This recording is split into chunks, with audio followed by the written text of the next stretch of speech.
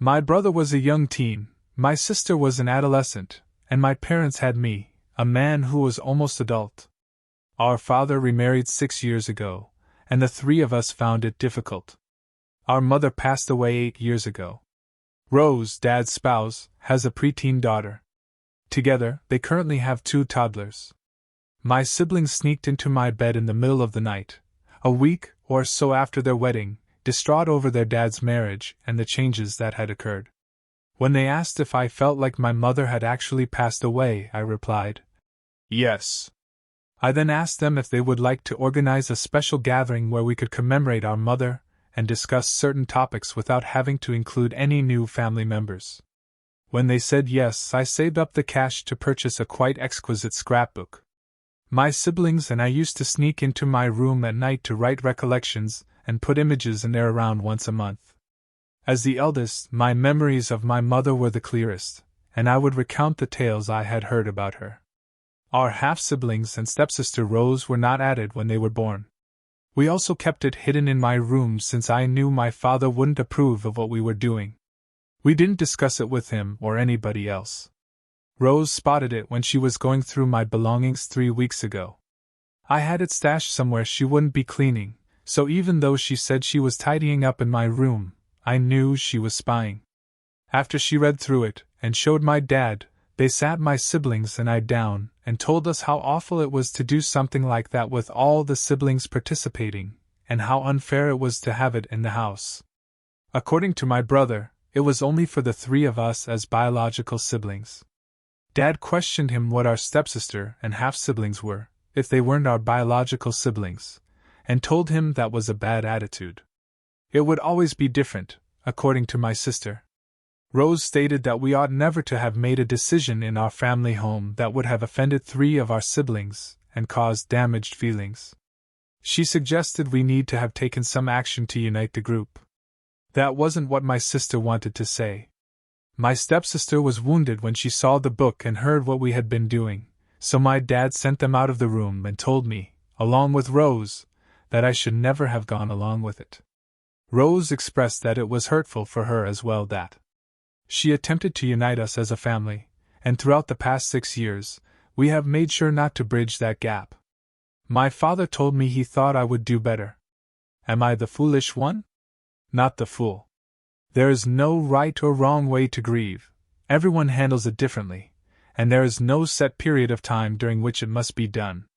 Your dad was a fool for not realizing that this is how you all grieve for your mother, and your stepmother was a complete moron for looking through your belongings. It sounds like your mom and dad want a nice blended family regardless of your feelings, thus they firmly believe that you should disregard your negative feelings. With your dad and Rose present, you should discuss this with a grief counselor so they can acknowledge the validity of your emotions. Rose seems to wish to erase your mother's memory. Your father's wife merely harbors animosity because she was discovered snooping through your personal items. Rose showing her your personal items is the only reason her daughter exists. Your father's wife, who is older and ought to know better, is the one who caused this hurt. You have every right to save your memories of the time in your life before your mother passed away, so there's nothing wrong with wanting to preserve her memory in a scrapbook. This was an attempt to preserve your mother's memories, not to exclude your step and half-siblings. I would be petty and say something like, "We'd love to include Rose, stepsister, and half-siblings. What are their favorite memories of our mom? Or I can help stepsister make a scrapbook about her late mom. Oh, her mum is still alive?" Still, your stepmother has gone above and beyond to make this a bigger issue. It has to be pleasant. Send Dad and Rose a copy of this. That's right, lady. It never was about you, and it never is. Opie, please take the book to your maternal grandparents. They will treasure it and share news articles with you. The book will also be protected. There won't be any mishaps that cause it to get wet or otherwise damaged. Update. I was able to salvage the book, although they were going to destroy it. I can't speak for my siblings, but after this, I'm done with Dad. I won't be staying or attempting any sort of therapy with them during the few months I have left. I just finished. I don't care anymore that I'll be grounded for a while, at least it will be just me. After everything went off, my sister called our grandparents, who are now aware of what happened. They want to help, but I don't think it will be effective. I appreciate all of your help. Since she has been pregnant for the last 4 months, my wife will refer to her as Katie. After friends and family had been asking us for years when we were planning to have children, we were first overjoyed to find that we would be parents. However, it was very obvious from the beginning that Katie would be a miserable pregnant woman. She began abusing me throughout the first few months, and over time, her negative attitude has only gotten worse. She's been experiencing morning sickness, for instance, for months, but she raged at me and told me I didn't get it when I suggested she try a new diet. And with many things, it has been that way. I'd finally had enough after Katie spent last night at work complaining like a little kid about her supervisor. I went up to her and informed her that our relationship was being ruined by her insulting me. I also told her that I was attempting to be of assistance, but she continued to push me away. She became combative and claimed that I was unaware of her experiences and that her hormones were to blame for her mood swings and occasionally crazy behavior. I informed her that I felt this was a complete cop-out. She grew enraged, began yelling at me, and slammed the bedroom door shut.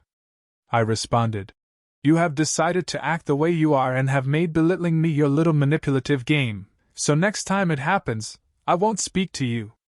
She insisted that I sleep on the couch last night, which I did, but she wasn't over our argument by this morning.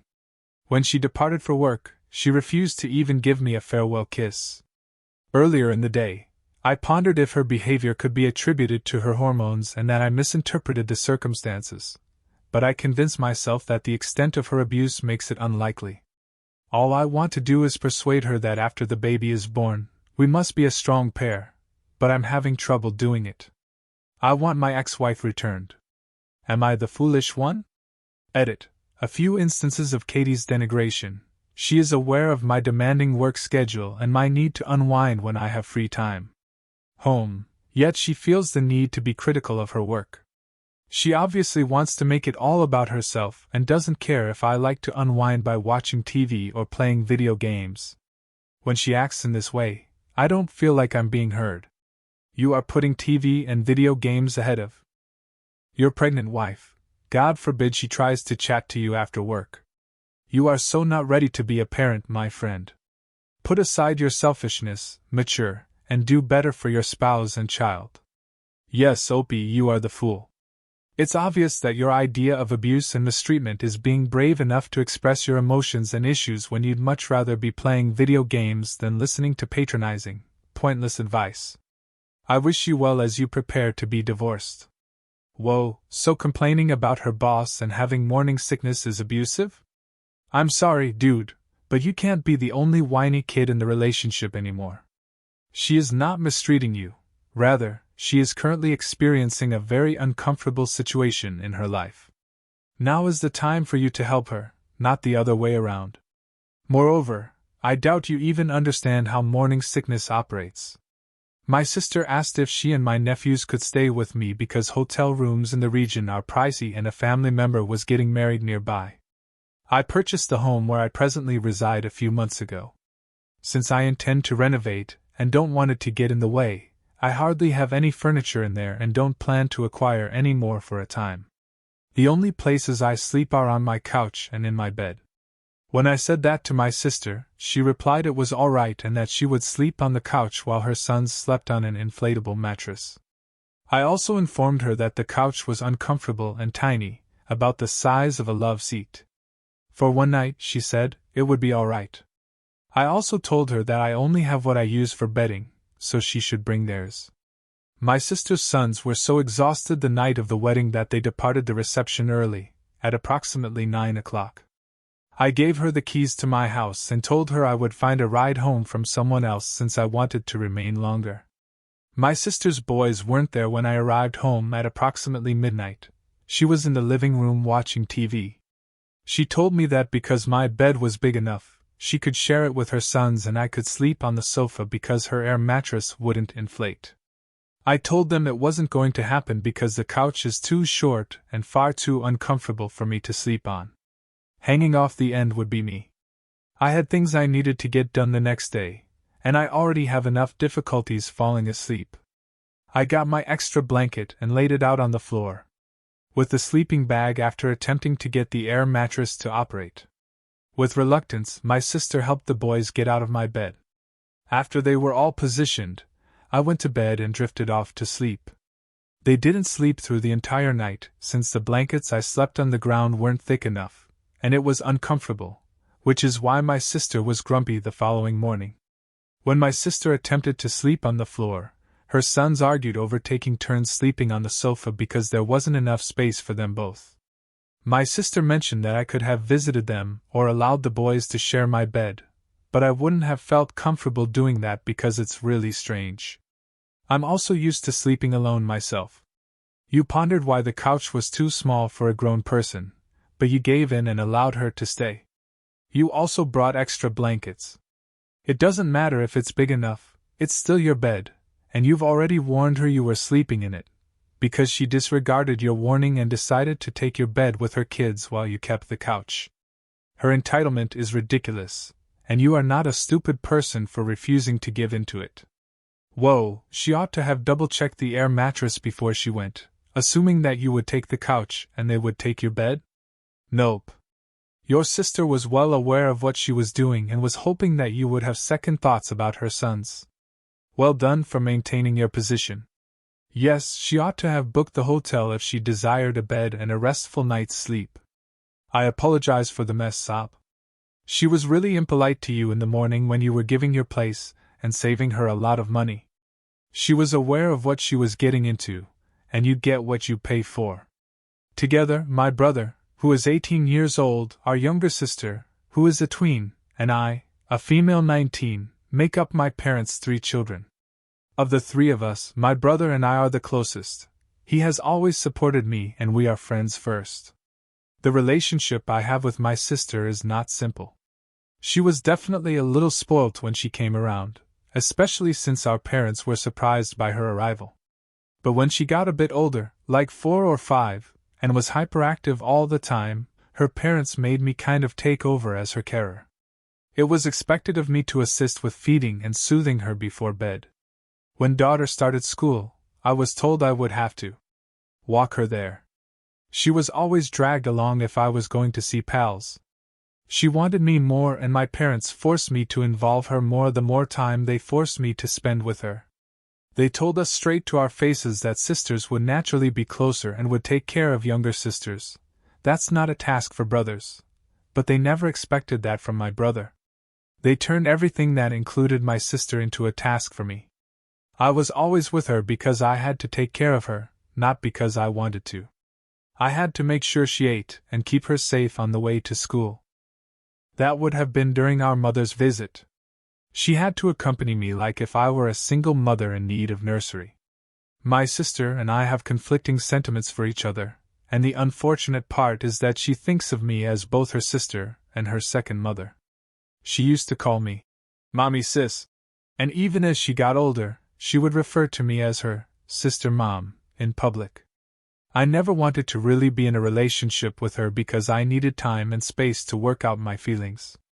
However, I am aware that she would feel wounded because she is accustomed to my presence. What actually happened was that my brother and I traveled for a weekend with some of our friends. When my parents learned, they informed me that I ought to have brought my sister along and lamented the fact that I was putting distance between us and spending considerably less time with her than I ought to. They stated it was obvious that I loved my brother more, but that was untrue. I became enraged and informed them that they were misogynistic fools for thinking I would only play that kind of part, and if they wanted to place blame for this since my sister and I had a difficult relationship, it is their fault, not her parents', that I was made to look after her when we were younger. They informed me that I was the moron for blaming them, as I wasn't the only child asked to look after younger siblings. Am I the foolish one? Not the fool. Instead of giving your brother the same responsibilities, they declared you her parent. It's unbelievable that even as an adult, they still force you to go with your sister, who is 7 years younger than you. You were abused by your parents. That's not your sister's fault, but those are the results, I suppose. Your folks are truly terrible at being basic parents. They prevented your sister from having a typical sibling relationship with you and thus forced you to assume an adult position when you were still a child. Did she ever get the opportunity to interact with kids her own age and form friendships? I hope you two can reconcile in the future, because none of you are to blame for this.